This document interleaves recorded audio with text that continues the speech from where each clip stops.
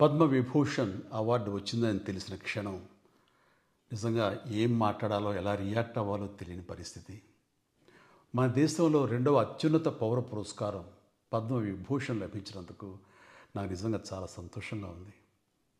ఒక తల్లి కడుపున పుట్టకపోయినా నన్ను తమ సొంత మనిషిగా, మీ అన్నయ్యగా, మీ బిడ్డగా భావించే కోట్లాది మంది ప్రజల ఆశీస్సులు, నా సినీ కుటుంబం యొక్క అండదండలు, అలాగే నీడల నాతో ప్రతి నిమిషం నడిచే లక్షలాది మంది అభిమానుల ప్రేమ, ఆదరణ కారణంగానే నేను ఈ రోజున ఈ స్థితిలో ఉన్నా. అందుకే నాకు దక్కినటువంటి గౌరవం ఇది మీది.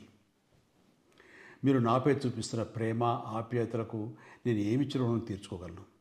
నా 45 ఏళ్ల సినీ ప్రస్థానంలో వెండితెరపై వైవిధ్యమైన పాత్రల ద్వారా వినోదం పంచడానికి నా శక్తి మేరకు నేను ప్రయత్నిస్తూనే ఉన్నా.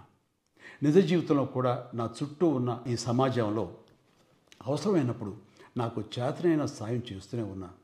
కానీ మీరు నాపై చూపిస్తున్న కొండంత అభిమానానికి నేను ప్రతిగా ఇస్తున్నది గోరంతే.